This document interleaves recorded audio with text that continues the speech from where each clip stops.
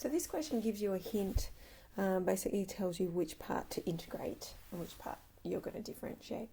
So we can tell though by this here, we've got an n minus 2. So we need to start with an n minus 1 or otherwise do this twice. So you can see we're going to break that sign up. So if I break that sign up, it's going to become sine n minus 1x and then sine x cos squared x dx. And this part we are going to integrate. So we might also want to, because the derivative of cos is negative sign, so I might put a negative there and a negative out the front. So now I've got that ready to go. So you can see I am going to integrate cos squared x, so it becomes cos cubed x on 3, and I'm going to keep the sine n minus 1x minus, but this of course becomes minus minus, so plus, oops, didn't mean to do that. Alright, so we've got our integral here. So we've already done the 1 on 3 cos cubed x. Alright, so when we differentiate sine to the power of n minus 1x, the n minus 1 will come to the front here. So it becomes sine n minus 2x times the chain rule derivative of sine is cos, so cos x dx. That still has limits. Alright. So you can see if I sub in pi on 2, cos pi on 2 is 0, so we're going to get times 0 here. Oops, here. If I sub in 0, sine 0 is 0, so I'm going to get 0 here. So that whole thing goes to 0, which is nice. So actually, let's go back to what we have. This pen.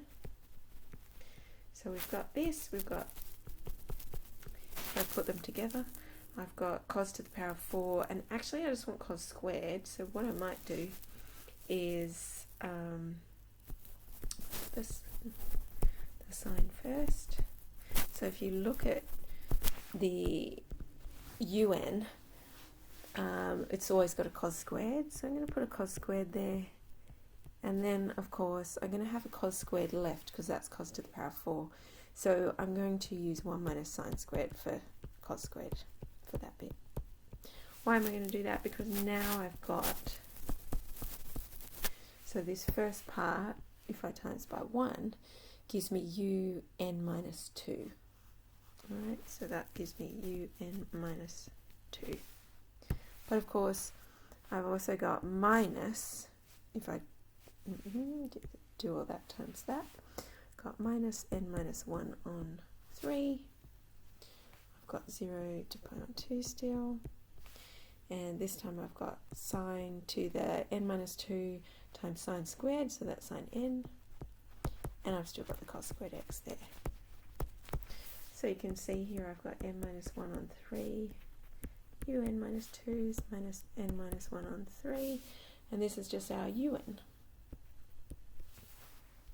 So if we put all our u's on one side, you can see I've already got 1 on this side. I'm adding an n minus 1 on 3 to this side. I've still got the un minus 2 on that side. Alright, so if you make a common denominator here, you've got 3 plus n minus 1 on 3, lots of un's. So 3 minus 1 is 2, so you've got n plus 2 on 3. So n plus 2 on 3, so we're actually going to times by n plus, 3 on n plus 2, oops. There we go, so they'll cancel. And we'll get n minus 1 on n plus 2, un minus 2, which is what we're looking for. So if I just have a look up here. So, yep, that's what we were looking for. You now show that. Alright, hence show that u to the power of 4. Alright, so we're going to use that to get u to the power of 4. give us a bit of room here. Oops, I lost it. Here we go, go back. Alright, so U4, you can go backwards or forwards, it doesn't matter. So U4 you can see is 4 minus 1 on 4 plus 2 times U2. Alright, what's U2? Well, when I put 2 in, I get 2 minus 1 on 2 plus 2. Oh, sorry, that wasn't U2. Was that? Yes, sorry, it was U2. So that's on 4. And then you'll get U0. Well, what's U0? We haven't found that out, so we better find that out. Alright, so U0 would be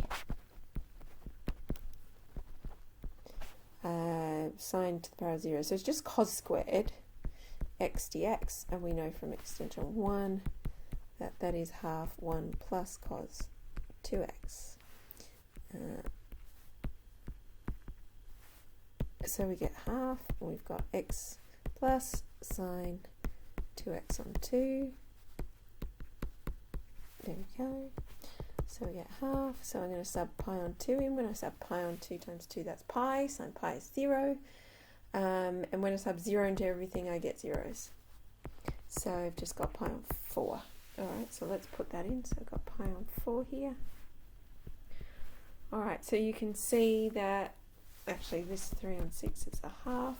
So I'm going to get pi on 16 lots of 2's, which is 32. So that'll be your answer.